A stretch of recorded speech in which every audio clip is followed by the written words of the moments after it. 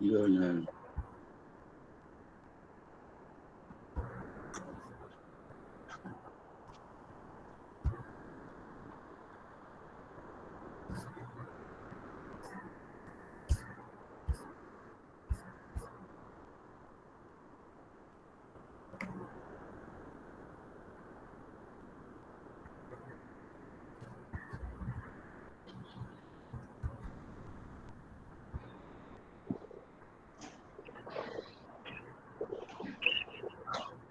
A very good evening to everyone present here. Department of Physics, Assam University Silchar is celebrating its 25th year, starting from May 2020, and most of it passed in the COVID time, and we had to organize every event in the web form. I mean, all were webinars. So today, we are almost going to complete our celebration, year long celebration. And we are here with us, Professor Sunil Mukhi of ISER, Pune. Professor Sunil is a well-known name in the area of particle physics. Uh, his main interest is in the particle physics, especially string theory, and he was for a long time a faculty of TFR, uh, and then recently, actually in 2018 or 18 possibly only, he joined ISER Pune No, as a faculty. 2012. 2012. Yeah. I've Oh, been here okay. for 9 years. Yeah. Okay. Yeah, it is quite long. Yeah. So from 2012, he's there in ISER, and till date he is there. He's the dean of science faculty now there. And yeah, so for any theoretical physicist, Professor Mukhi doesn't require any additional information.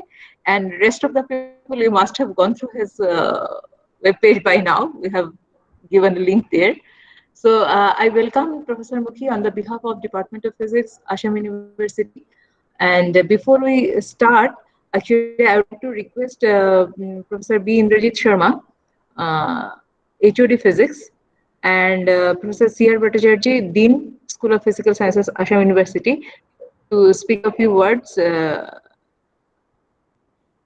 I now request Professor Sharma? Thank you, Professor Atri.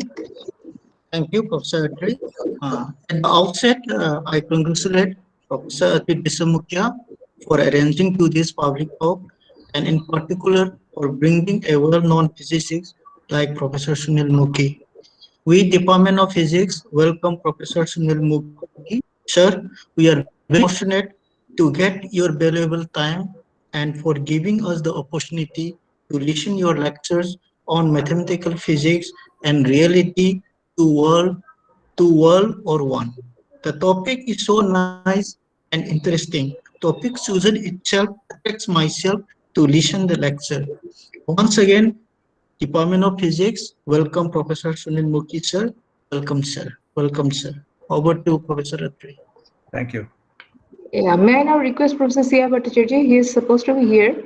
Yeah, Professor Bhattacharjee, Dean, School of Physical Sciences, will speak a few words in the occasion. Yeah, thank you, Professor Otri and Professor Indrajit for your introduction.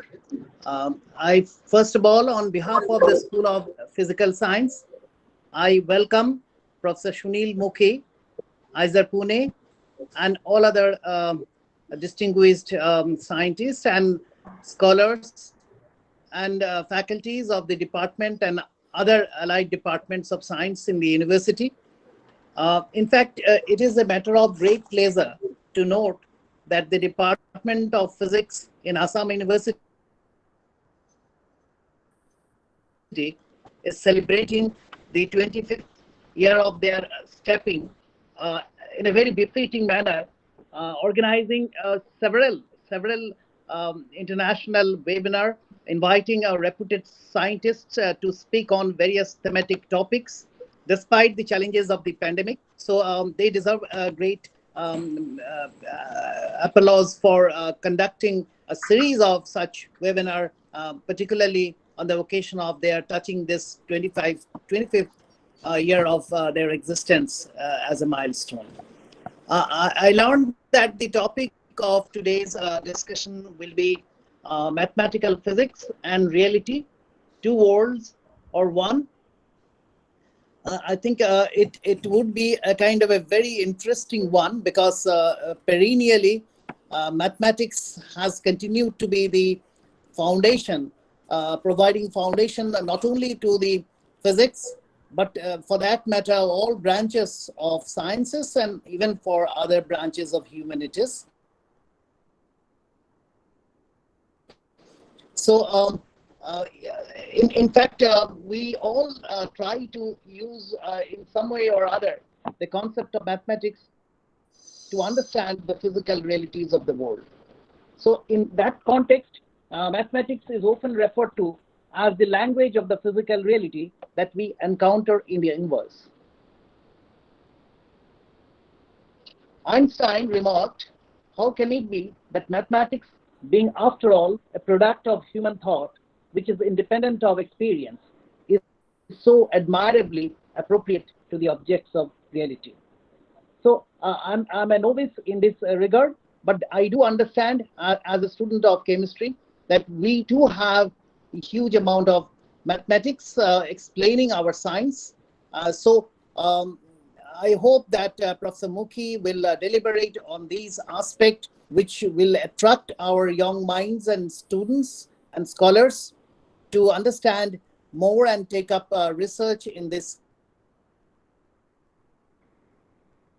context. So with this, I also welcome all the participants in this webinar, and congratulate once again the Department of Physics for taking such initiative, particularly Otri Deshmukh,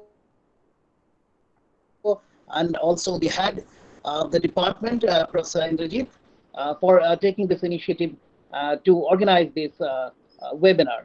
So once again, hearty welcome to all, especially to the speaker, Professor Mukhi, in this particular webinar. Thank you once again. Thank you, sir, for your kind words. Now, before we formally start with the lecture of Professor Mukhi, I would like to request him to speak a few words to the gathering.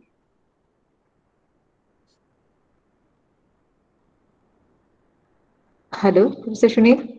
Yes. Oh, sorry. To me? Yeah. So actually, I am requesting you to speak a few informal words before you start with Oh, the I see. topic. Okay. Well, I'm very pleased to be here. I would really like to be there in person. I wish I could have come. I wish times were different. But given the situation, I'm very happy to be giving this talk. I'm very honored by the presence of your Dean and HOD and very distinguished people. I can see also various old friends and, of course, a lot of students. And I'm really looking forward to this, and I'm really happy to be here. So thank you so much. Thank you so much, sir. So without wasting much time, everybody is waiting to hear from you about the mathematical physics reality, whether they're single thing or they're speaking of two words. So I would like to request Professor Mukhi to please start. Okay, thank you. I'll just now share my screen again, and I hope you can now see it in full screen. There it is. Everything okay? Yes. Okay, good. So yeah, I gave the title of this talk as Mathematical Physics and Reality, Two Worlds or One. And the talk will be mostly historical. I won't really have time to discuss too many contemporary issues, but I will mention some of them. And I won't be using any formulae or technical language for most of the talk, but just try to give some overview, which I hope for students will be inspiring to consider doing research in this class of areas. So let me start. I'd like to start with a quote from a very legendary young mathematician who unfortunately passed away a few years ago. She was just 40 years old, Mariam Mirza Khani. She said the following thing. She said, "I like crossing the imaginary boundaries that people set up between different fields. It's very refreshing." And the theme of my talk fits perfectly with this idea that there are imaginary boundaries between different fields of knowledge. And I'll try to highlight for you that what we consider to be, oops, something went wrong, sorry. What we consider to be theoretical, what we consider to be mathematical, what we consider to be formal, what we consider phenomenology, these are not really all crucially different things, but very closely related. So with that, let me start. And I'll start by reminding you that the last 120 years have seen a very sensational experimental discoveries in all areas of science. I'll be focusing here only on physics.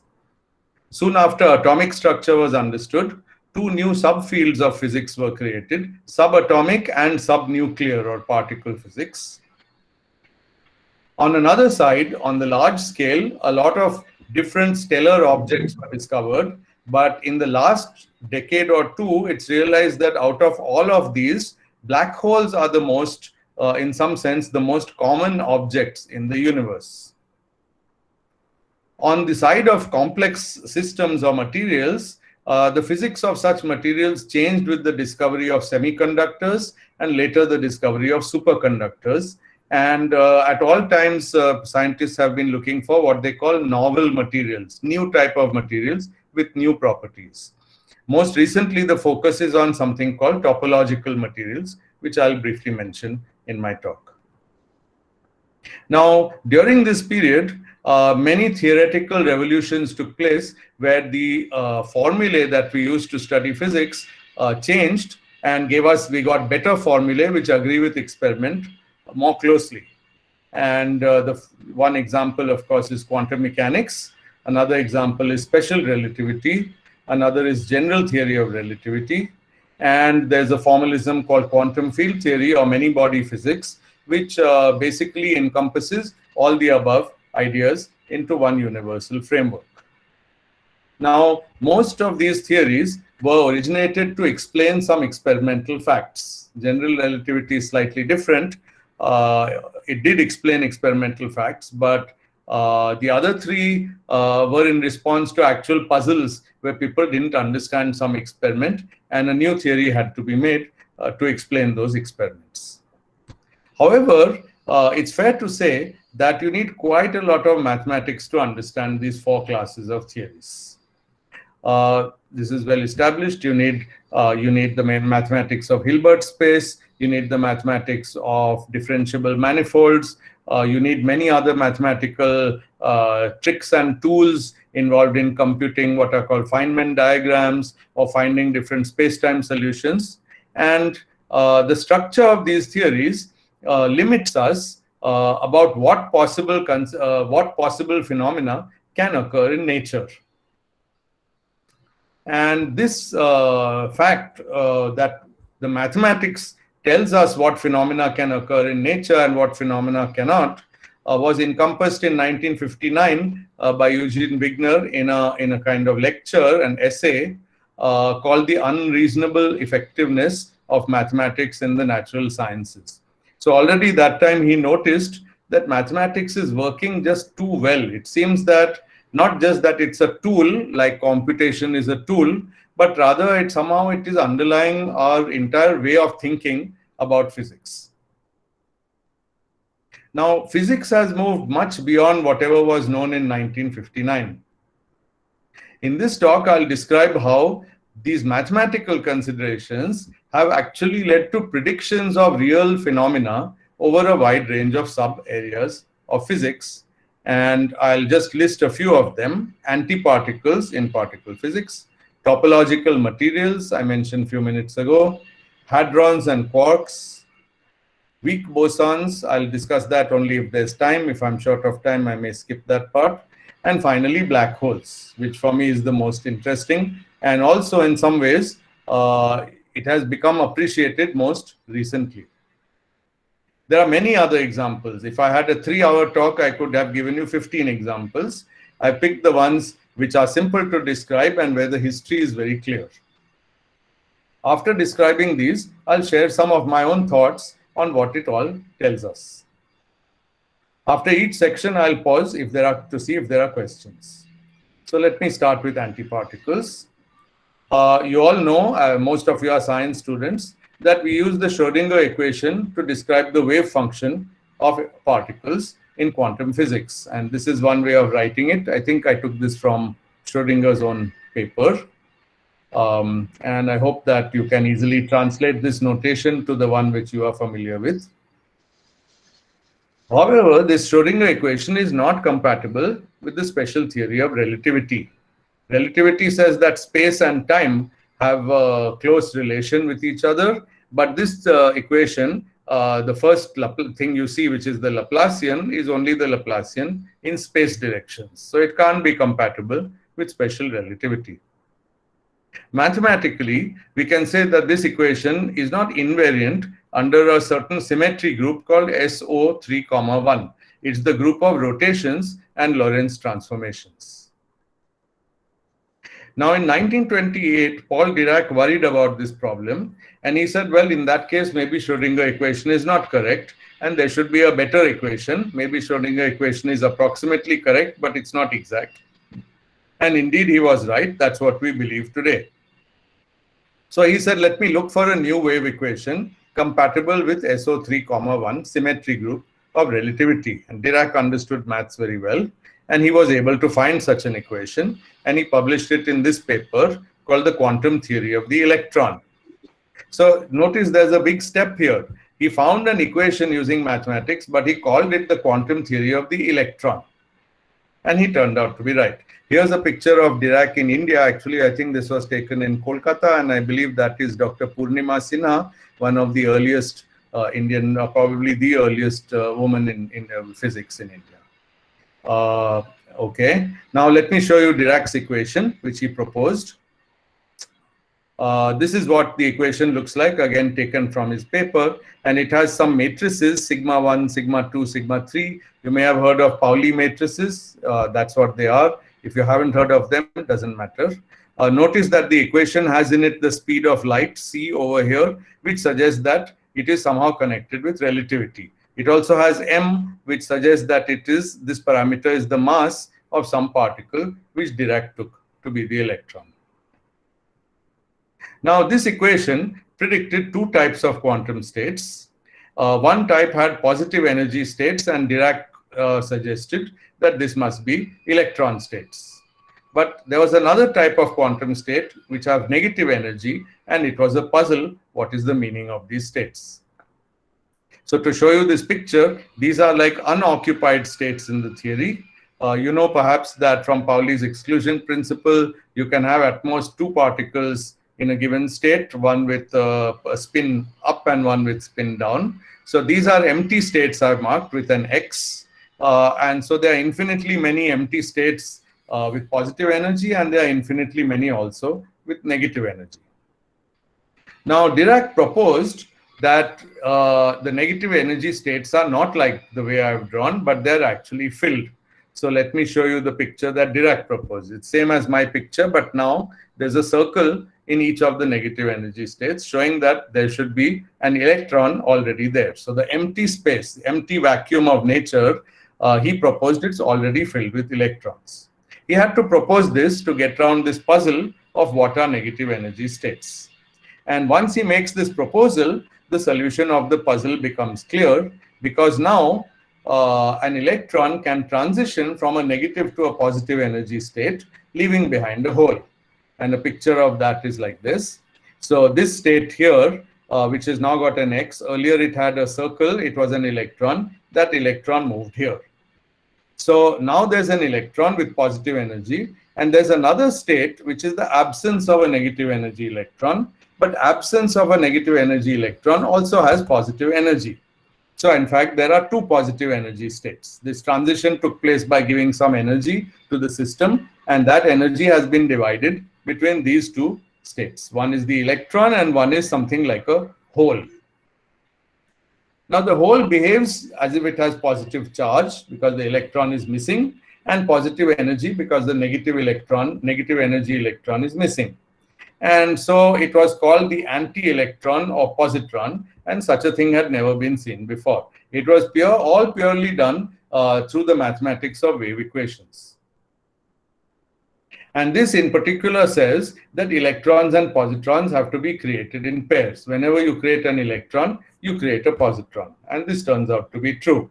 And it's a very nice prediction because it tells experimentalists what they should expect if they accelerate, if they supply energy in a certain way, they should be able to create electron and positron pairs. And it sounds like a mathematical fantasy because positrons had never been seen, but it turns out to be real. And just a few years later, in 1932, in this experiment, Carl Anderson discovered positrons in cosmic rays. He didn't actually produce them, he just looked for them. And he found their behavior. If you see this red curve in this cloud chamber, it is curving the opposite way from a normal particle that in a magnetic field. And that opposite curvature says that it has the opposite electric charge. Today, many other forms of antimatter are known. For example, anti-muon, anti-quark, anti-neutrino. So this equation of Dirac applies in very general setting. So this is a very short summary that I made for the positron or anti-electron and the Dirac equation, inspired by the mathematics of relativity and of quantum theory. So let me pause here. Are there any questions on this?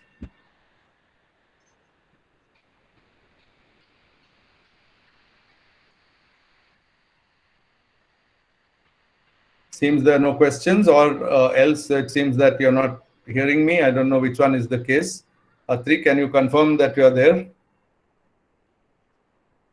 Yeah, I'm here. Okay. It is audible perfectly. Please go on. All right. Good. Well, you know, when I cannot see the audience, then I don't know what to. I could see Professor Panda and Professor Dilip Chaudhary here in the audience. Yeah, I saw them before also. I'm very happy to have them here. Anyway, but students, if you have a question, just either raise your hand in the chat or ask in these gaps between the sections. Let me move on to topological materials. Now, after antiparticles were discovered, it was believed that all fermionic particles have their own antiparticles. I gave you such a list now: electrons, muons, neutrinos, etc. But there was a speculation in 1937, actually, soon after antiparticles were discovered, just 5 years later, by the Italian physicist Ettore Majorana, who proposed that some types of neutral fermions might be their own antiparticle. He said, why can't we have a fermion which is its own antiparticle? And he gave a formula for how the equation, like Dirac equation, can be written for such fermions. It requires some minor modifications, and you could call it Majorana's equation. It's very similar to Dirac equation, but some little extra thing has to be done to make the fermion into its own antiparticle. Now, such hypothetical particles are called Majorana fermions. To date, no such elementary particle has ever been seen. We have never seen a Majorana fermion, but it could exist. By the way, soon after this 1937, we also have never seen Majorana himself. A very strange story of his life is that he disappeared and was never found again. Nobody knows why. So you may read about that. He did a few brilliant works like this one at a young age, and then neither he was ever seen nor his fermions have ever been seen. Okay. Now, this is interesting because people do search for such particles, and the fact that they haven't been seen doesn't mean that they will never be seen. It only means that until today, they are not seen as elementary particles. Okay. Now I'll switch to a completely different and much more recent result. In 1978, Edward Witten studied hypothetical particles called magnetic monopoles. In fact, monopoles were proposed by Dirac. They would be particles with a single unit of magnetic charge, not a north and south pole, but just one pole, either north or south. Now, Witten studied the mathematical equations of these, and he pointed out that if a certain symmetry called Cp for charge conjugation and parity, if this symmetry is violated in nature in a certain way, then these monopoles acquire fractional electric charges. So they are no longer only magnetic, they are also electric. So they are both electric and magnetic, and such objects are called dions. But to date, no dion has ever been seen. So both Majorana fermions and dions have never been seen in nature as elementary particles. Okay. Now, a third proposal, 1987, Frank Wilczek, another very famous contemporary physicist, noticed that there are certain hypothetical particles called axions. He didn't, by the way, necessarily propose them, but they were proposed. But he noticed some behavior of axions. And what he pointed out was that if they exist, then the laws of electromagnetism are modified with some interesting consequences. So, in the presence of axions, the usual laws of electromagnetism do not hold, but we have to change them slightly. In fact, this observation in some way combines with Witten's discussion on dyons. However, to date, no such elementary particle as an axion has been seen. Again, people propose it, people look for it, but so far nobody has definitely found an axion. So I've listed for you three types of elementary particles: Majorana fermions, magnetic monopoles, and axions. None of them actually are seen in particle physics. And generally, it is said that for this reason, particle physics has become too speculative. People suggest too many things. Those things are not seen. You know that supersymmetry is one more thing, also suggested, also not seen. So I want to put this in a little bit of context. And I want to show you that these theoretical ideas were not exactly wasted. All these concepts that I just showed you have recently been realized in novel topological materials. And so the punchline is that while they are not yet seen in nature as elementary particles, they are seen as excitations in topological materials. And it's not just theoretical, it's also an experimental fact. So let me describe it to you.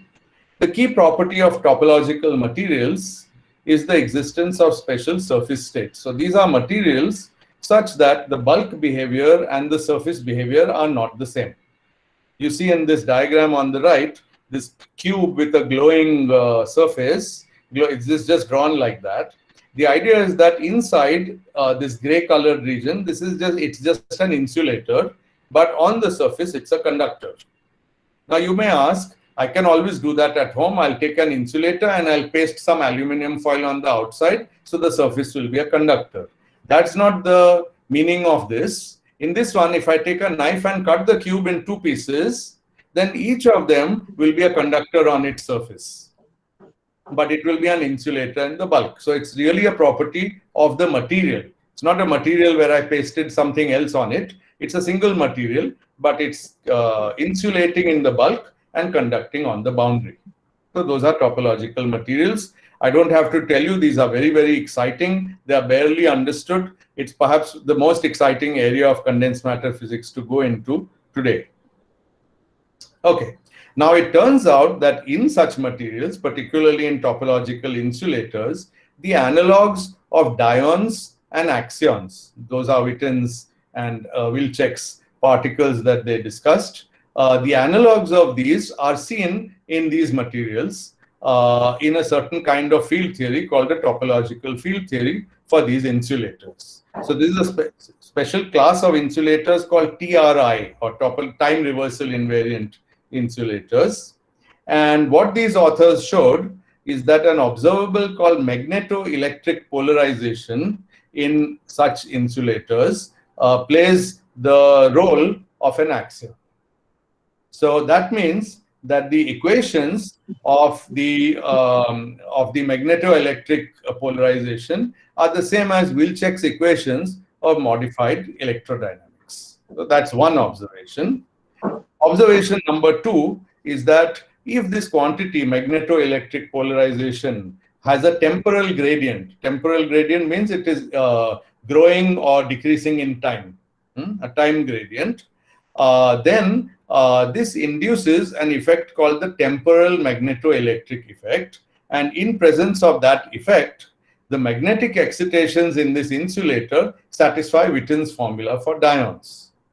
So both Wilczek's formulae for axions and Witten's formulae for dyons are satisfied in the presence of magnetoelectric polarization and its gradient in time reversal invariant insulators. And this, I emphasize again, it's a topic of research, not in mathematics, not in mathematical physics, but today in laboratories all over the world, where people are trying to observe these phenomena. Some of them are observed, some of them are yet to be observed. So I've told you something about axions and dyons, how they arise in materials.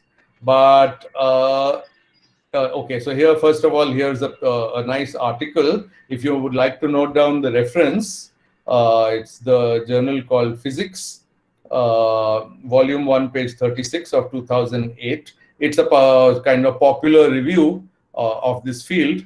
And exactly what the author says is that these esoteric concepts like axions and dyons, which arose in particle physics, the same physics, the same equations are used to this for this unusual class of insulators called topological insulators. And this line, it really struck me. These developments have propelled axion electrodynamics from an idle curiosity to an experimentally observable reality. And well, I'm quoting this, but I'm not very impressed with this sentence because it was never an idle curiosity. I think he's trying to be funny, but it's not an idle curiosity to study equations for hypothetical objects, precisely because such kind of equations, having a good, meaningful, deep mathematical properties, they are likely to be applicable in many different situations. So this is the key point. Okay. Now, what about Majorana fermions? Well, in a different class of materials called topological superconductor, there is evidence for Majorana bound states. Now, this is much more recent. This is 3 years ago, not even 3 actually, October 2018. So I guess 2.5 years ago. And there's a lot of controversy. If you go on Twitter, you will see that there are papers on Majorana fermions which have been withdrawn, modified, corrected. It's all going on. But one thing is certain, that because it's a very robust prediction, it's pretty certain that they will be found unambiguously at some point. The problem is that when you do an experiment and you find something, it's not clear that thing is the thing you were trying to find. It might be that the experiment was really seeing some other phenomenon, and the experimentalists need to be all convinced that the experiment is correct. Nevertheless, my point is that in a material, Majorana's neutral fermions, which are their own antiparticles, seem likely to exist. And these are some plots from this paper, which I understand indicate the possible presence of Majorana fermions in the system. Okay, so that's my part 2 of my talk, which has 5 parts or 4 parts. I'll again pause for questions. It'll be nice if some student would like to ask a question, because then I know whether you are finding it interesting and whether everything is clear, not clear, etc.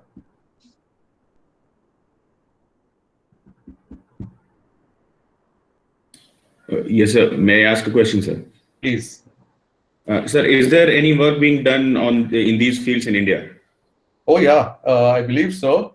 Now exactly, good point. Exactly, if you ask me what work on you mean by these fields, you mean specifically topological insulators? Yes, yes, sir. In general, topological materials, whatever is good. Yeah, I'm pretty sure there is.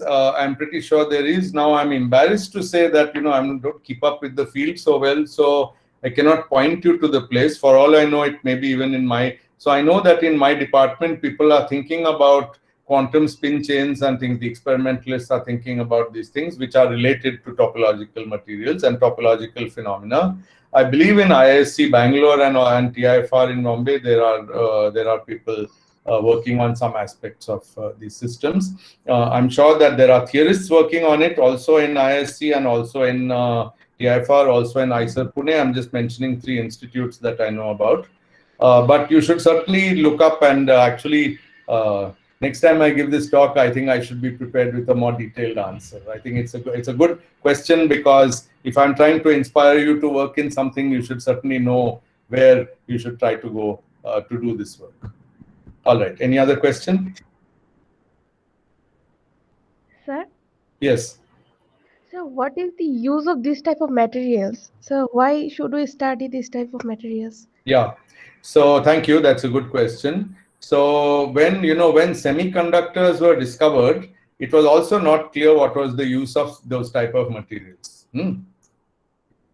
When superconductors were discovered, it was not clear what is the use of those type of materials. And by the way, I should tell you that a lot of promises were made. People said that now we have superconductors in 1970s. So by 1980s, all the trains will be moving without friction on superconducting tracks. Okay, people were too hasty to think that the use will come about in 2-3 years or 5 years or 10 years. But it is true that superconducting technology is used in lots of systems. It is even used in the Large Hadron Collider to cool to have suitable magnets which don't burn up, superconducting magnets which have high magnetic fields, and so on. Now, with topological insulators, there are again speculations. To my knowledge, these are not something where there are practical devices right now on the market. Partly because these phenomena might require very low temperatures. It's like superconductivity. It occurs in very special situations with special materials. But anytime you get a novel, truly novel property of a material, there will be an application, and it's worth while to work on fundamental properties. Okay.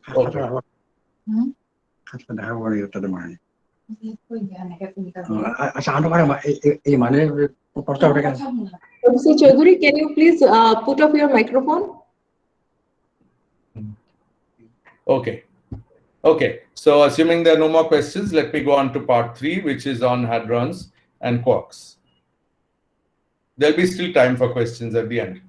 Now, I'm going back in time again to the 1950s, when many new particles were discovered in experiments. And these particles that were discovered were always found to be strongly interacting. So you know that there's something called strong nuclear force. And today we understand that force very well. But at that time, it was just being discovered. Is the force responsible for binding protons and neutrons tightly so that they make up nuclei? You know that a nucleus cannot just be broken apart easily. For example, helium nucleus has 2 protons and 2 neutrons bound into a tight ball, but they're not bound by electromagnetic interaction. In fact, protons repel each other, but they attract each other through the strong force. And like protons and neutrons, many new particles were being discovered. In fact, in those years, in the 1950s, every new experiment was discovering new particles. It was like if you have a new lab which has a new high energy beam, you are sure to discover something new.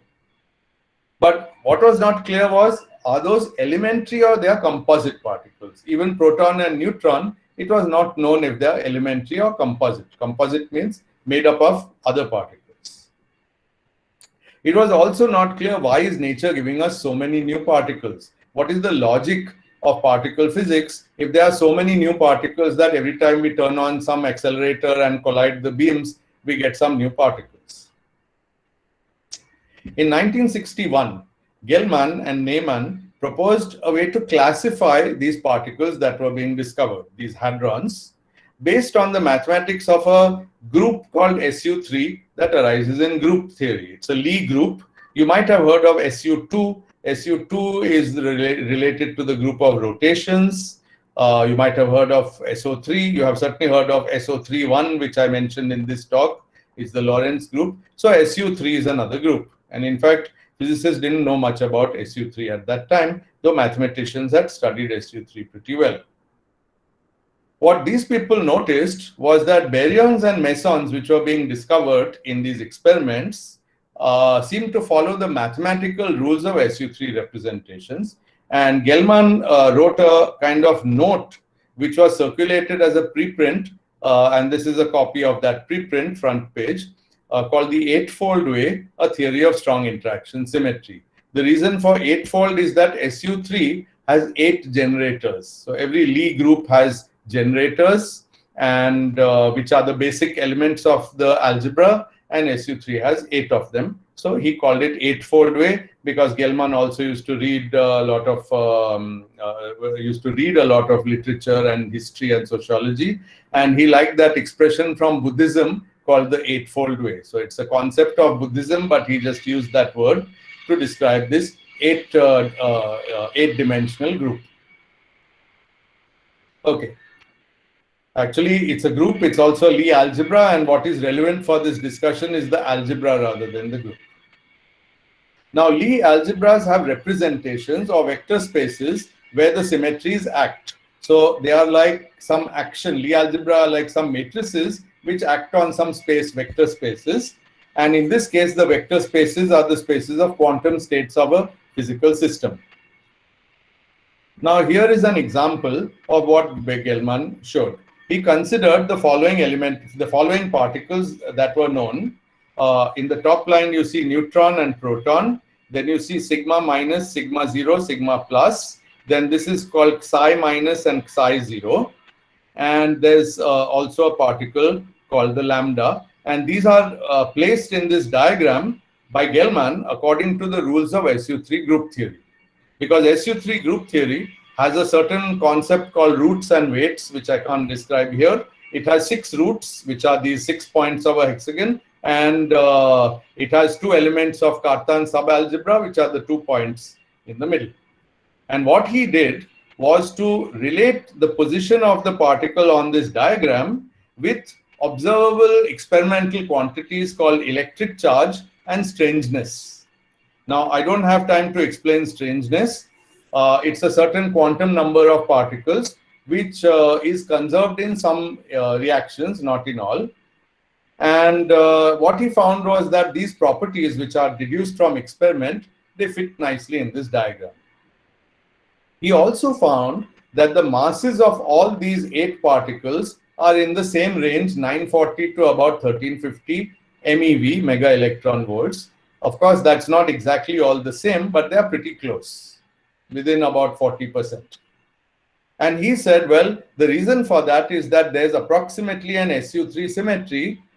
These particles lie in the 8-dimensional representation of this group or algebra SU3, and that's why they exist, and that's why there are 8 of them, and that's why they all have a common mass, because they are related by a symmetry.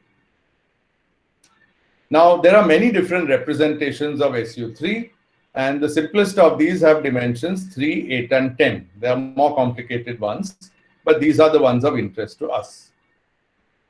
Gelman noticed that not just these 8 mesons, which are baryons, which I showed you, but all the new mesons and baryons fitted nicely into either the 8 or 10-dimensional representation, each of which has its own diagram, but there were some gaps. So let me show you the picture. First, I'll tell you the statement. There was an octet of mesons which had 3 particles called pions and 4 called K mesons. But that's only 7 particles, and only those 7 had been discovered in experiment. But according to his idea, they should lie in a representation of SU3, and SU3 doesn't have any 7-dimensional representation. It has an 8-dimensional representation. So Gelman said, well, obviously there must be one more particle in nature, but the experimentalists haven't found it. So he told them that you should find it. And this is a piece that I've cut from the preprint which I just showed you. It said the most clear-cut new prediction is existence of chi0, which should decay into 2 photons, unlike the pi naught, etc., etc. So some detailed prediction. Now, this particle, he called it chi0, but now today it's known as eta meson. It was discovered later in the same year, 1961. And it had exactly the properties that Gelman predicted. However, his paper, as I've just showed you, was not published. It was only a preprint, like an internal note. And in those days, preprints didn't circulate so far and wide because there was no internet. And so even within US, not everybody knew about it.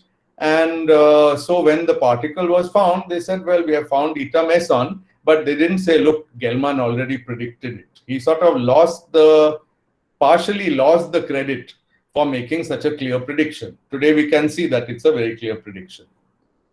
So in 1962, he did it again. And this time, nobody could pretend that it didn't happen.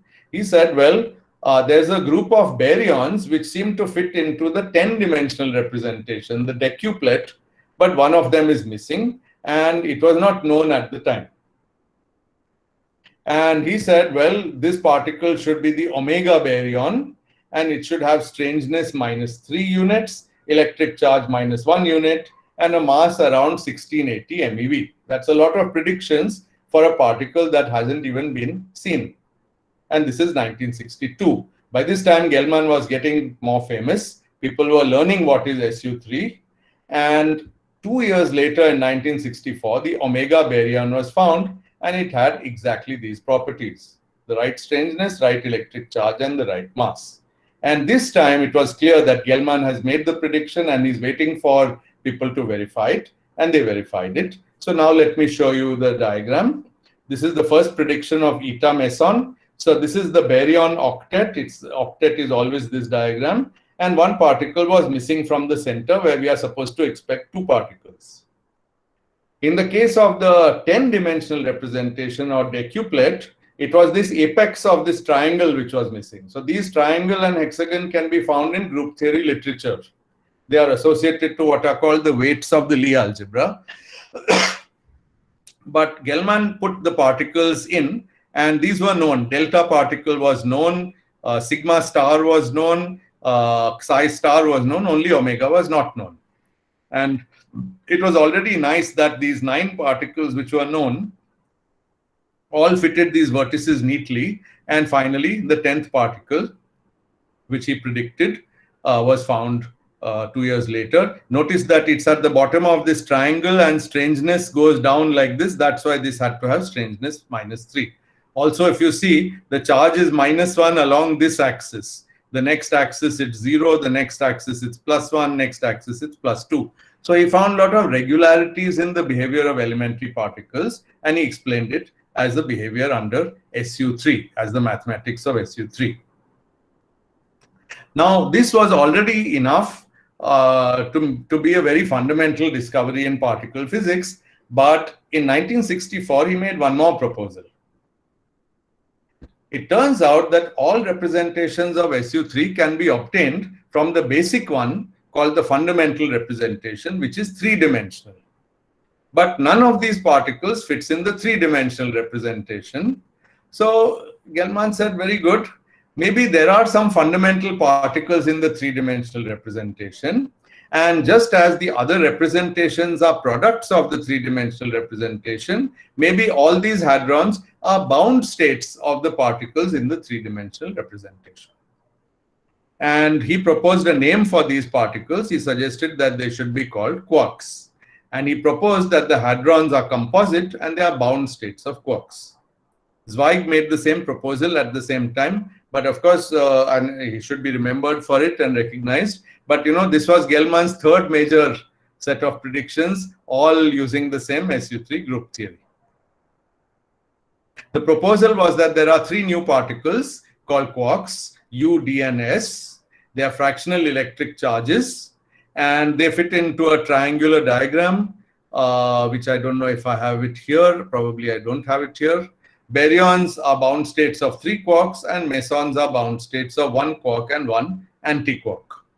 And the picture on the right is the situation as we know it today. So this proposal was very successful. Now this gave new predictions as follows. First of all, it predicted that there should be quarks. So people started to look for quarks. That didn't go so well, and I'll explain why. But also, notice that if I start making bound states of a quark and antiquark, then given 3 quarks and 3 antiquarks, I can make 9 bound states.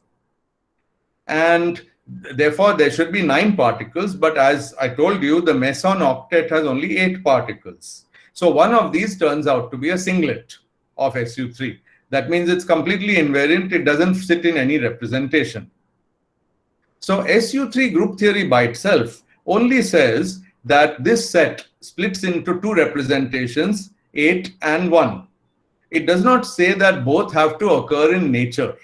But if we believe in quarks, then all 9 should occur. That means 8 and 1 should occur in nature. Okay. So earlier he was only saying that, well, if there's a representation like 8, then all the particles in the 8 should be there or none should be there. But with a singlet, you can't say anything in principle. Now he could say something new, because if quarks are there, there's no sense why they should bind into only 8 combinations out of these and not into the 9th one. So he says the 9th combination should occur. And so quark model predicts all 9 mesons. And indeed, the eta prime was discovered in 1964. And guess what? It's the 9th meson, and its mass is quite different from the masses of the first 8. And that's because it doesn't lie in the same SU3 multiplet. But the fact that it's there is a consequence of quark model. Okay, now a little bit of history on this quark model, because it's a very favorite topic of mine. Both theory and experimental people didn't like it for different reasons. Both groups had the same question: if there are quarks, why don't we see the quarks? What is all this talk about group theory? From theorists' point of view, it's also because they didn't like all this mathematics and it was new for them. People don't like new mathematics because it means you have to learn something.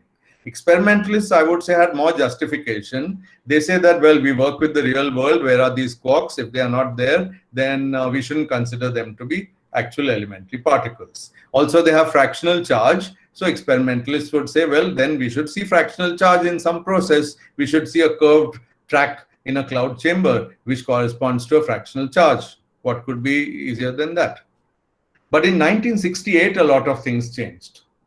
There was a special class of experiments called deep inelastic scattering, which showed that if I really penetrate deep inside the proton or neutron using basically a virtual photon, this gamma star that you see here, if it has sufficiently high energy and has sufficiently high energy, then it will effectively go inside the proton and neutron and bounce. And by that bouncing, it will reveal what is the structure inside, if there is any. And they found point-like structures. But even now, people didn't call them quarks. Somehow it looks like they didn't want to give Gell-Mann credit for his quarks. Feynman invented a new name, partons. Those are the particles out of which protons and neutrons are made. And if you look up the literature, for many years, there were papers describing the experimental behavior of partons, never admitting that they have anything to do with quarks or SU3.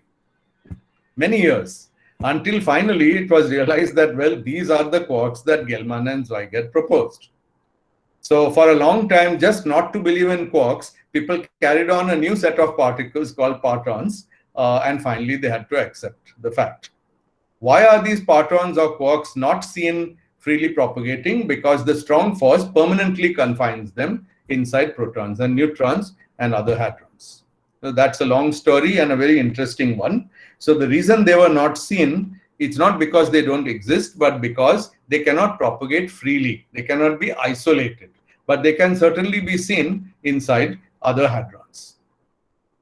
Okay, that's the end of that section. And I think, in fact, that I would like to skip weak bosons. I'll invite you to read about this story, because I think in the remaining 15 minutes or 10 minutes, I'd like to focus more on the really most interesting example of black holes. You can take 15 minutes.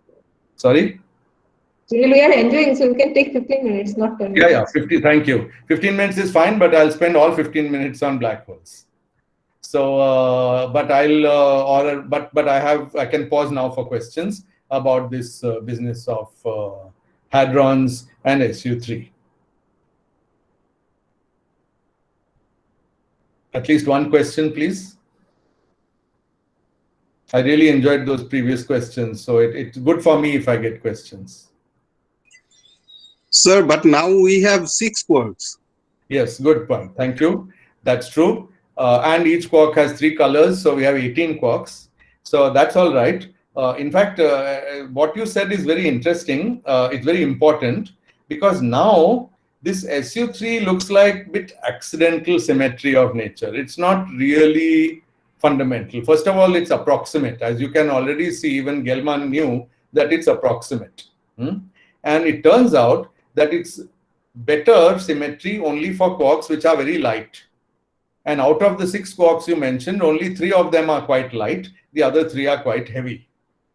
The moment you introduce heavy quarks, then this symmetry, you can extend it to SU4, SU5, SU6, but it's not so useful at all.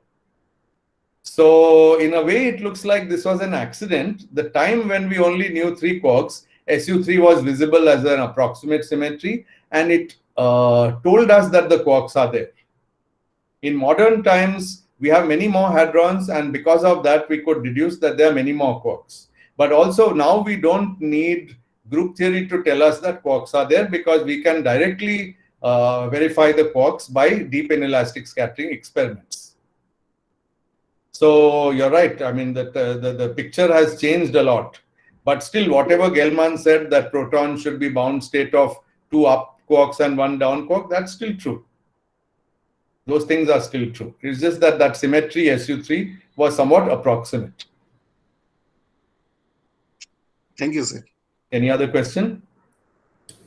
Sir, what about some bound states of pentaquarks, like 5 quarks in a bound state? Sir, do we only have experimental data for them, or is there we have theory for them also to explain why they are? Theory is there. The modern theory for these bound states is done by putting this quantum field theory called quantum chromodynamics. We put it on a lattice, and then we give that lattice to a supercomputer, and supercomputer tells me, please expect bound state of 3 quarks with this mass, bound state of quark antiquark with that mass, bound state of 5 quarks with this mass, and so on.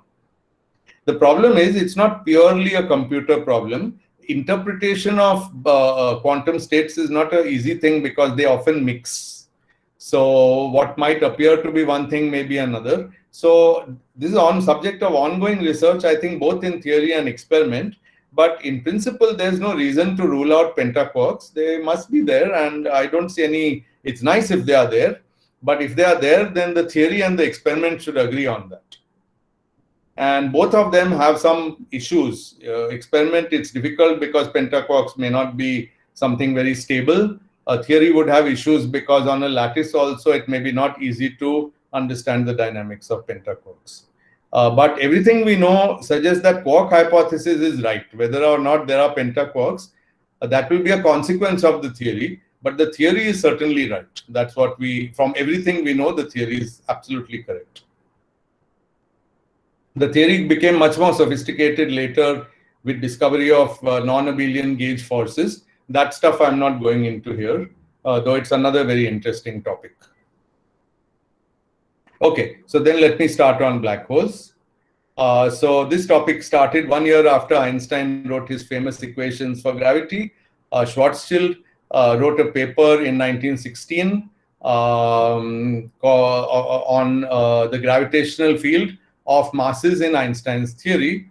The year after this paper, Schwarzschild went off to fight in a war, and he was killed there. So you can see that a lot of young physicists in those times had great ideas and then didn't manage to stick around long enough to actually receive any credit for it, which is really sad. So you young people I think you should thank your stars that there are no wars right now where you will be sent to fight, and please try to see that if possible we don't get into wars. Otherwise, even if you do brilliant science, you won't live long enough to be recognized for it. Okay. So what did Schwarzschild actually find? He found a solution of Einstein's general theory of relativity, which describes spherically symmetric objects. And the interesting thing about the solution is that deep inside, there appears to be some singularity of space-time, where space-time itself breaks down.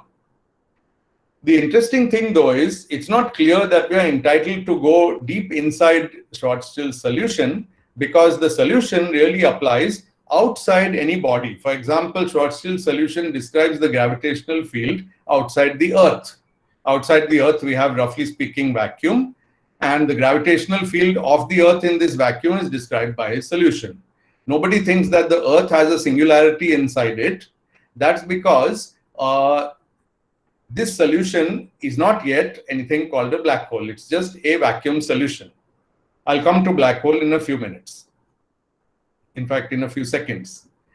The next step, which came already 23 years later and much after Schwarzschild was dead, was the argument that if matter collapses, then it will form an object which is actually completely vacuum outside, and the object is covered by a horizon.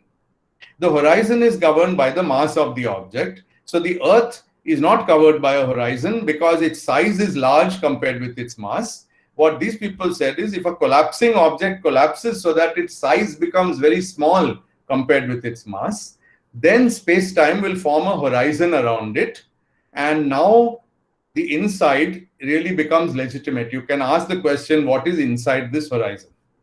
And this is the object which later became a black hole. So this solution, in which the full object is inside its horizon, is called a black hole, because the horizon behaves like a one-way membrane. Anything, including light signal, which goes into the horizon is trapped inside and can never come out. Now, the physics community, as always, and I must tell you the history of physics, most of the time people just treated every new idea as ridiculous and mathematical curiosity. They still do.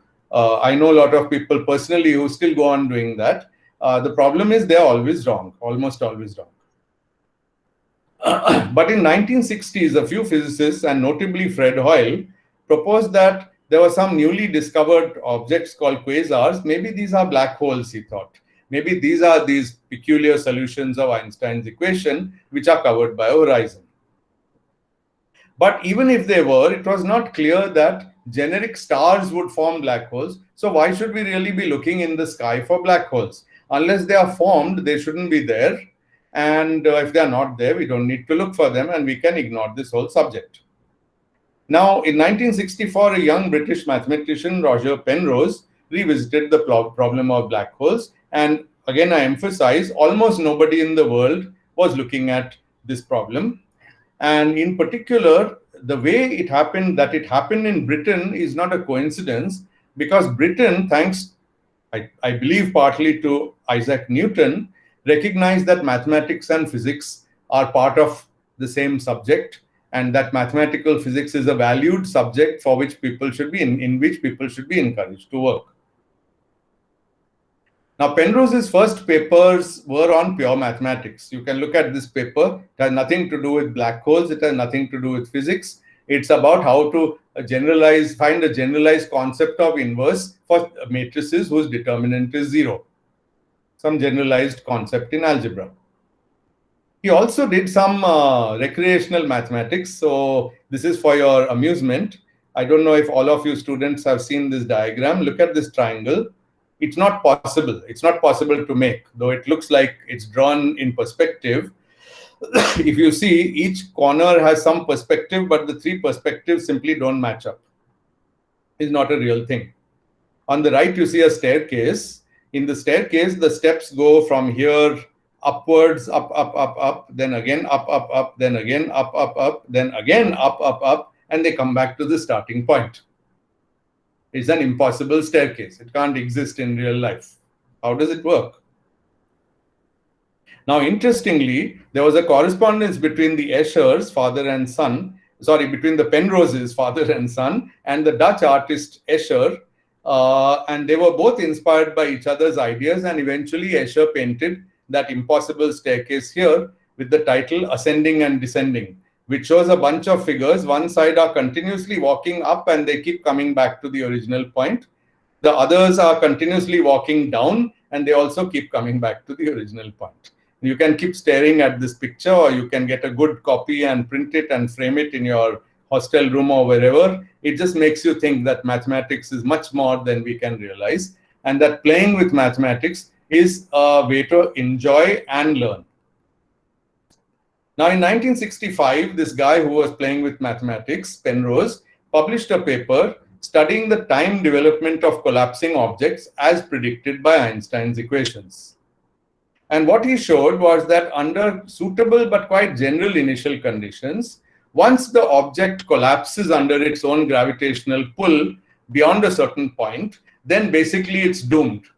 And this is like a cross section. This circle is supposed to be a sphere. Upward is time. This is a diagram from his own paper, Penrose's paper. After crossing this point, a closed trapped surface forms, and now reaching a singularity at the origin is inevitable, and becoming a black hole is inevitable. And so this was the first paper which showed that black holes will be quite generic as long as the objects have gravitational field and they obey the laws of Einstein. There's nothing else you have to assume. So once this trapped surface is formed, collapse will proceed no matter how much you perturb the object. So space-time, it's full of perturbations, things collide, asteroids fly around, planets collide also. Well, not in our solar system, luckily, but things do collide, things do receive dust, and, they are influenced by many different gravitational fields. But in spite of all that, once a trapped surface forms, the object will collapse to a black hole. I should mention for you that the paper was 3 pages long, and most physicists today cannot really follow it beginning to end. 3-page paper. But the conclusion was very simple. Deviations from spherical symmetry cannot prevent space-time singularities from arising. So a variety of stars should collapse into black holes, each one having a singularity of space-time at its core. Now, Penrose also suggested how to think about this singularity. He said, well, singularity destroys the laws of physics, because at that point we don't know anymore what's going to happen. But there's a horizon, luckily, and whoever goes inside the horizon and encounters the singularity, that person cannot come back, because you can't come out of the horizon. So somehow the horizon is censoring whatever is happening inside, so we'll accept it. Turns out this is not a very satisfactory solution, and Hawking found the correct solution, which is that things can actually come out from the horizon in quantum theory. Penrose was only studying classical theory at that time. In fact, Hawking started doing research on singularities jointly with Penrose after Penrose had already written his classic paper, and Hawking applied it to cosmology. Penrose applied it to collapsing objects. Now, in 50 to 55 years after Penrose's work, black holes have gone from being a mathematical curiosity to the most common objects in the universe. There are at least 100 billion supermassive black holes in the universe, each with a mass of 1 million to 1 billion times the mass of the sun. Now, I can't tell you why I believe this, but astronomers believe it, and we believe them. If you become an astronomer, you will certainly find out how these are detected. Not just supermassive, there are also stellar and intermediate mass black holes. And LIGO, which sees gravitational waves, has observed about a dozen or more mergers of such stellar mass or intermediate mass black holes, whose mass is about 40, 50 times the mass of the sun. Those are the lighter ones. Supermassive are, as I've shown you, million to billion times the mass of the sun. And sun is pretty massive, so just imagine. Now, the Nobel Prize 2020 went to Penrose, as well as Andrea Ghez and Reinhard Genzel, who were the astronomers who actually played a key role in finding the supermassive black hole at the center of our own galaxy and kicked off the observational field. And here's a beautiful drawing of the Nobel Prize. Penrose got half for the theory, and Genzel and Ghez got 1/4 each, because both got credit for the experiment, for the observational work. Okay, so that's basically the end of my last part, and I just will take 3 minutes or 4 minutes to tell you my own thoughts about what we should take away from all these facts on this history. See, physics is not just a directory of objects and behaviors, but an organized and universal structure. It's not a list of behaviors. Okay, if I have one object and I can make a model which describes that object, I haven't done physics. Unless the model is part of a set of organized principles and it applies to many objects, not just one object, it's not really physics.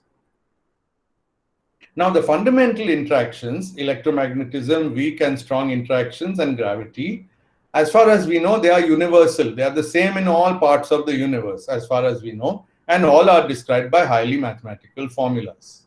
Now, these are not for everyone. I must tell you that the formulas describing the quantum theory of all of these, even electromagnetism, are not known to most physicists. They're not necessary in most areas of physics. But if you really want to understand the depth of what is happening, then these very mathematical formulas are what you need to know. Wigner marveled at the fact that mathematical thinking plays a sovereign role in physics. That was the text of his essay. My own feeling is that there is a set of universal laws, of which standard model and general relativity are special and maybe approximate cases. The standard model describes these three interactions, electromagnetic weak and strong, and general relativity describes the fourth one. Now, we don't know what this set of universal laws is. They should be based on symmetry principles because otherwise they may be too hard to understand. And our experience is that all good laws of nature are based on symmetry principles. And these universal laws are sometimes called unified theory or final theory or string theory. But since we are not sure, I like to just call them universal laws. Weinberg wrote this excellent popular book, Dreams of a Final Theory, The Scientist's Search for the Ultimate Laws of Nature. And I strongly recommend this book to you. And it seems that nature's template for physical reality must be based on these laws and phrased in the language of mathematics. Now, such laws have a wide applicability. For example, if I had more time, I would have explained to you that the Higgs mechanism in particle physics is the same as the Anderson mechanism in condensed matter physics. How is it possible that two different types of physics, two different situations, the mechanisms are the same? It's because they come out of these universal laws. Sometimes the application is not the one we thought of, like axions, dyons, Majorana fermions seem to exist only in materials, and so far they haven't been found in vacuum. But if they are found in vacuum, then it will be like Higgs and Anderson mechanism. One time the idea is realized in materials, another time it's realized in fundamental particles. Can also be true. This perspective says that research on the universal laws can be more effective in the long run than research targeted on a specific physics problem. And this reminds us of a story of Wilhelm von Röntgen, whose discovery of X-rays actually did more for medicine than all the medical researchers of his time put together. This is a whole other talk which I like to give, where you go back in time and try to think that how did people try to identify when a soldier has been injured and the bullet is stuck inside his body? How do you find where the bullet is located? Not so easy. The moment Röntgen found X-rays, it became a medical tool within a year. And then all you did was to put that person in front of an X-ray, and there it is. We can see where the bullet is if it's there. So this is something I like to repeat because there's a counter view, which I think is wrong, which is that all science should be applied to solve the social problems of the next 5 years. Of course, it should be applied to solve social problems, but not at the cost of doing research on universal laws. A few people must always do research on universal laws. We ourselves are benefiting from such research done a century ago. If you think you're not benefiting, tell me that you never had an X-ray. I very much doubt it. Not only you had an X-ray, but you and your parents and your family have used many of these tools from fundamental science for the sake of your medical well-being. Okay, so this is my comment. Today, Wigner's observations are largely ignored by governments, by industry, and most sadly by scientists themselves. I wonder if a person like Penrose of the 1960s could get a job in most Indian institutions today. I imagine that mathematics departments will say, yeah, but he only made that impossible staircase, and that's his mathematics, and some matrix inverse, what is that? Most of his work is in physics, so you physicists, please take him. And physicists will say that, oh, but his work is only mathematics. What is closed trapped surface? We don't know what that means. And I have actually heard the term only mathematics in my own lifetime, and it's one of the most shocking terms I've ever heard as a scientist. Okay. Anyway, this happens due to ignorance about the type of history I have recounted. And I hope that we can be wiser, and I hope your generation will be wiser. Okay. So I'm going to skip a little bit what I had put in that slide because I'm really out of time. Instead, I will conclude with this slide. Let's take comfort in the fact that whether we like it or not, mathematical approach to physical reality does work. Mathematics and physics, mathematical physics seems to be one world and not two. And when it works, everyone has to accept that. So I'll just conclude with a quote from Edward Witten. Physics is about concepts, wanting to understand the concepts, the principles by which the world works. So I'll stop here and I'm happy to take questions. Thank you very much. Thank you, Sunil. Thank you for your nice perspective of highlighting the importance of mathematics in understanding physics. This is now open for discussion. So anyone wants to put any question, please, you can unmute yourself and ask. Sir, I'll ask for your forgiveness, but I would really like to see that slide about Rai Chaudhary, sir.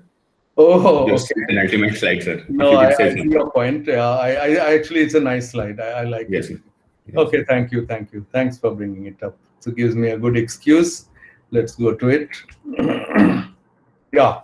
So such, yeah, it's not that I wanted to hide it. It's just that I felt it should be highlighted. Our own legendary relativist A.K. Raichaudhuri studied the focusing of geodesics in general relativity, and his work played a crucial role in the results of Hawking and Penrose.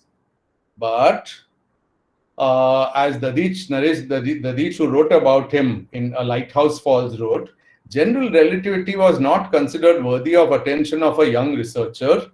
This is in Kolkata in IACS in his time. And he was asked to work on electronic energy bands in metals. He had to write 2 papers on that just to keep his job at the institute. And the key point I want to emphasize here is that there's nothing wrong with working on electronic energy bands. Everybody was working on it. It's just that you don't have to push everybody else to work on it who is brilliant enough to work on something quite fundamental. By the way, the work on electronic energy bands, the fundamental work was actually not done in India. It was done in the basic proposal of quantum mechanics itself. This work that he was asked to do was to study some detailed aspects of electronic energy bands in specific metals. Again, I'm not saying it's not important, but it's sad that people who didn't understand general relativity would have forced him into doing this just to keep a job. And had he received encouragement and appreciation in his early research career, who knows, things could have been very different. And in particular, he could have gone on to actually do the kind of things that Hawking and Penrose did, who themselves did get encouragement from the British science establishment, and which recognized that they were in the tradition of mathematical physics of which Britain was very justly proud. So that's the slide. Thanks for asking.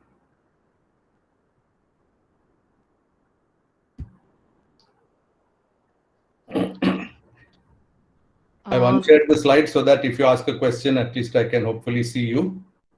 Hi, Madhurima, how are you? Hi, I'm fine, thank you. And that was a lovely lecture because I think it's the first time that I'm thinking of mathematical physics in a completely different way.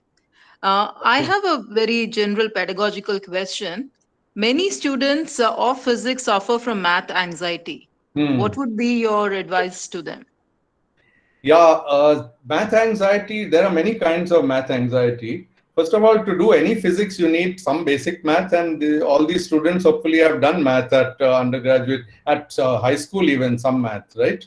Is it the anxiety of advanced No, it's math? beyond that. I think in even a normal, any normal, say an experimental physicist in a broad sense of term, there is a certain apprehension when it comes to studying relativity or tensors. I mean, that kind of a higher math anxiety. Higher math anxiety, but that's a different one.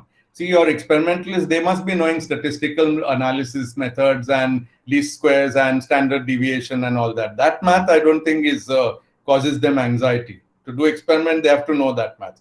Now, it is true that this tensor analysis and GR, it is quite sophisticated math. Even most mathematicians don't study differentiable manifolds. I won't say it's more difficult or less difficult, but requires a certain type of mindset. Some people are really drawn to it. Some people are very good at it at a young age. Some people are not drawn to it. And I never felt that GR should be compulsory for everybody to learn. It's nice if they appreciate it.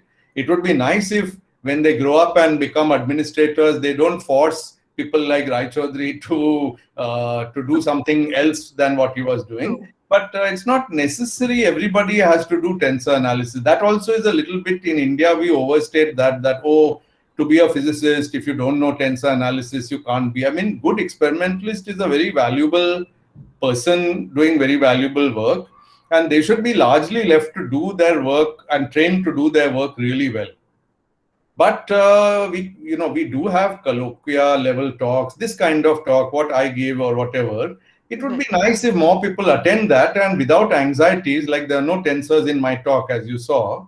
Without anxiety, at least appreciate the fact that, okay, this subject exists. I don't need to know the details, but it exists and it does something useful. So this is my answer. I feel the anxiety is not necessary unless somebody forces you to learn. And I would say that you as a teacher also shouldn't force people to learn GR who don't want to learn it.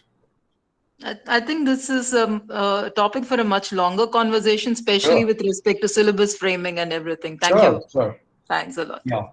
Well, we had a debate in ICER about whether general relativity should be mandatory for all physics students, and I certainly feel it should not. I said that very clearly. Because I think, anyway, as you say, it's a subject for another discussion, which I'll be happy to have. Thank you.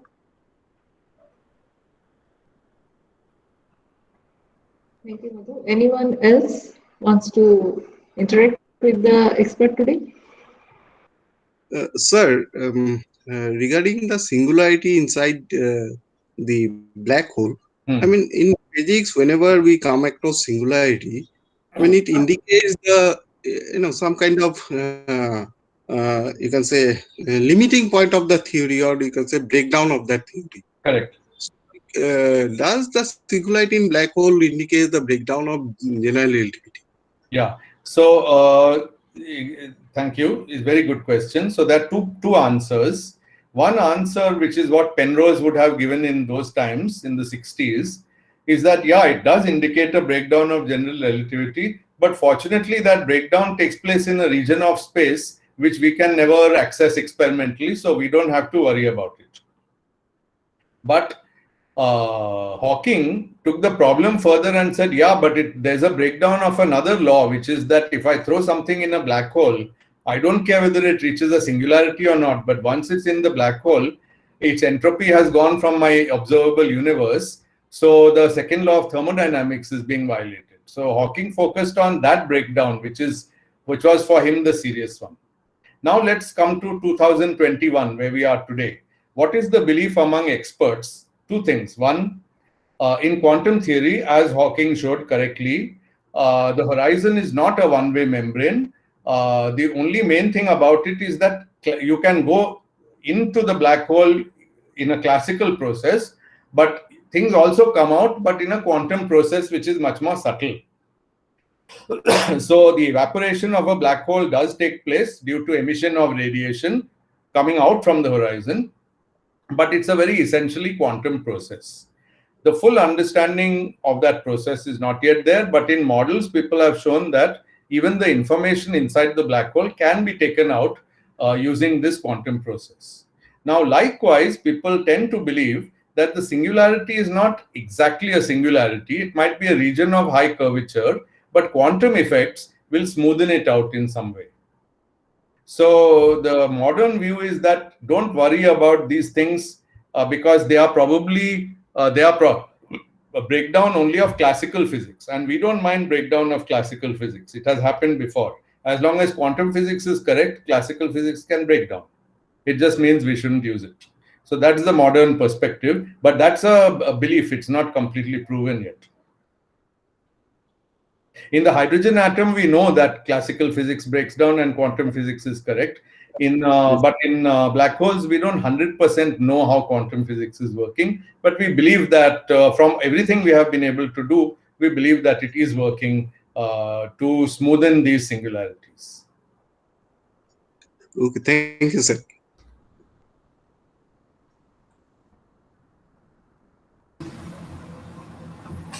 Hello, sir. Hello. Hello, sir. Hello. How? Sir. Yeah. So asking about black hole. Is it possible for a black hole to eat the entire galaxy? Is it possible for a black hole to Eat up the entire galaxy. just complete the sentence? It tells that eats up the whole galaxy. Eat up the galaxy.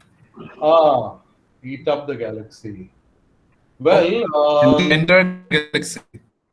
You know, if the whole galaxy goes towards the black hole, then it would be eaten up, and the black hole would become large to equal to the size of the galaxy. But there's, a black hole is a very small object in a galaxy. There's no reason why the galaxy should be pulled into it. Black hole doesn't have any exceptional gravitational pull outside.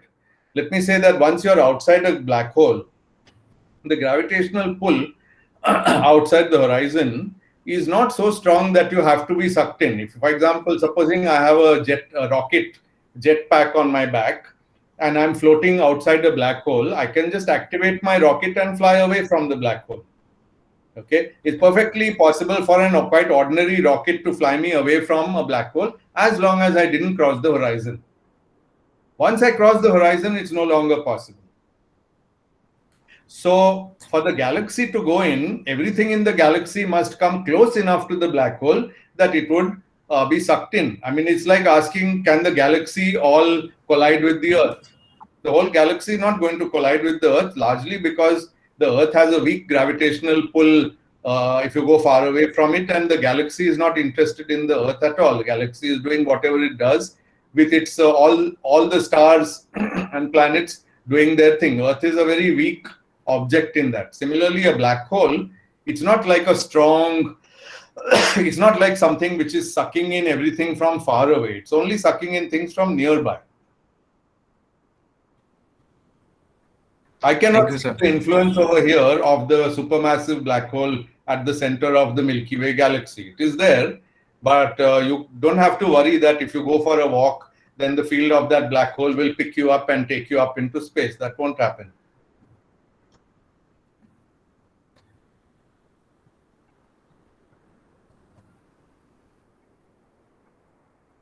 Yeah. So, I mean, black hole is a very interesting object for most of the, I mean, even common people, because that is assumed to be a mysterious thing. I mean, it is mysterious. It really is mysterious. We know a lot, but there's a lot more that we do not know about it. Yeah. So, like we are already running short of time. I can take a couple of questions, maybe 4 more minutes I have. So, anyone wants to put a question or any remark, any discussion? Yeah, I could see Professor Chaudhary putting up his hand. His microphone is muted. Professor Chaudhary, you have to unmute your... Sir, unmute your microphone. Yeah. Sir? This one? Yes. Yes, this is working, sir. Hello, Sunil. After a long time, I heard you. Yes. Hello, how are you, sir? That's very good to have you. So, what about that pressure of supersymmetry? Susi. Yeah. Well, is dead? Already dead? It's not dead. It's not dead. The point is that to find supersymmetric particles requires extraordinary luck, because there's a large region of parameter space where it can exist.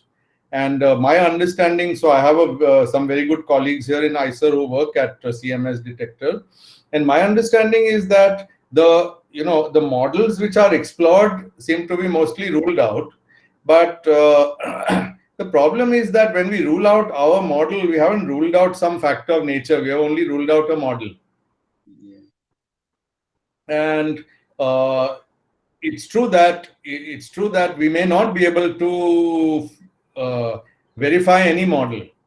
That may be because nobody thought of the right model to test, or nobody tested the right region of parameter space. I don't know. It doesn't look very encouraging. But I think, I am always reminded that 2 years before Higgs particle was found, somebody had written an article in the Guardian, I think in UK, saying Higgs is running out of places to hide. And if you think now, Higgs was never hiding. Higgs was always there. It's we who couldn't find it. And we have sometimes we make a mistake of thinking that when we don't find something, it's not there. Little children do that. If you just close their eyes, they feel that people have gone away. But it's up to us to find something. If it's there, it will be found. If not now, then maybe after 10 years or maybe after 100 years. Maybe it's not there. But personally, I think the chances that supersymmetry is relevant to nature are quite high. That's my own view. But I could be wrong. Thank you. I could see another person putting up his hand. Rocky Datta, have you? Or it is Ashish Nath? Also, there's a question in the chat. Can I answer that? Shubhra Nath has asked. Somebody has asked it. Huh? Yes, Shubhrata Naz has asked a question. We know charges are quantized in nature, but later quarks are found fractionally charged. So can we still say that charges are quantized in nature? So the answer is that quarks are not freely propagating states of the theory. So they are very special quantum states. Till they were discovered, we didn't even know it's possible that a particle can exist and it cannot freely propagate. But now we are quite sure that such a thing can happen, and it does happen. So it's still correct to say that all freely propagating particles have charges quantized in integers in terms of the electron charge. And if you want, you can say that all fundamental particles have charges quantized in multiples of 1/3. That's still quantized, except that the quantum is smaller than we thought. So charges are quantized in nature either way. Even if quarks were considered to be particles, legitimate particles, they have 1/3 charge. So all charges are integer multiple of that quantum. That's the only thing that quantization means.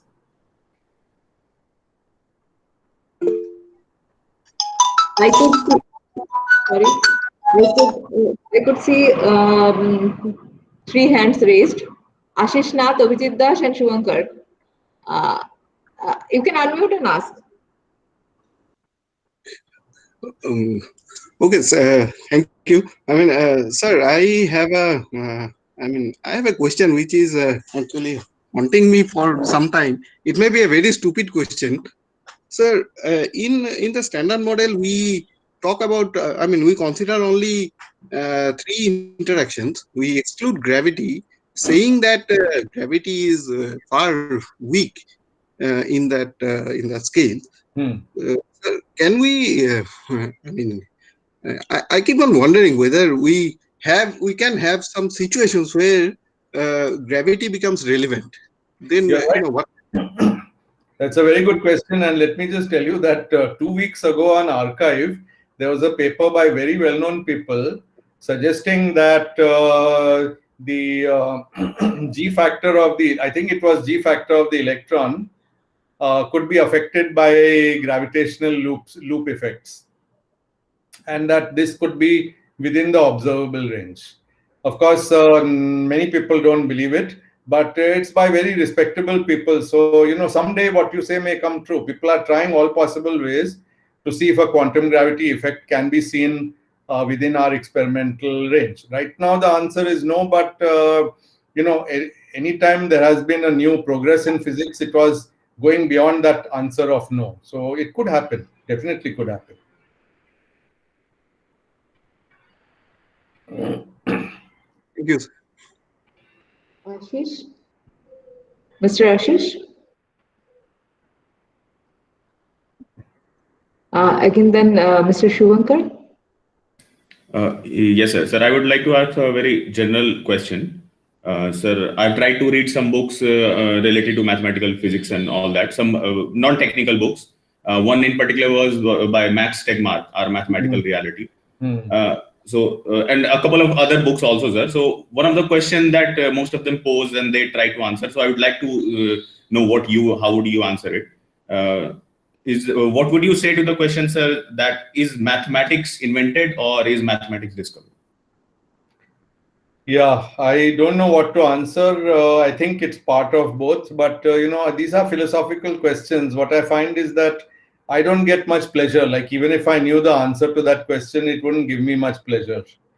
I would be much rather interested to know how information comes out of a black hole, which is a detailed question. So, philosophical questions, sometimes they are so broad that there's no detail in it and there's no way to answer. It seems like matter of opinion. So I just try to avoid those, but people who do philosophy should, worry about that. I don't find it that interesting to me. How would you suggest as a physics student we should? Well, if you're interested in physics, then you should think about the actual physics. There are lots of open problems in physics, and you should work on one of the interesting open problems which has some real solid material to do. Like, you can really write some equations which are new, or you can really do some experiments which are new, or you can really propose a way of understanding something which is new. Physics is about understanding. And I don't see that if mathematics is invented or discovered, I don't know what extra understanding I will get out of that. Personally, it's just my personal view. No, sir, I would agree. I would agree, sir. I would totally agree with you. So, okay, I think now maybe, Atri, maybe we can close this. She's muted or she's not. No, I'm there. It was in mute mode. Sometimes like yeah. there was a noise, bass was going, so I put it off. Yeah. So I think we have come to an end of a wonderful discussion session. Actually, I thank the participants also for putting questions, because that makes the event more lively and interesting. And it was really nice the way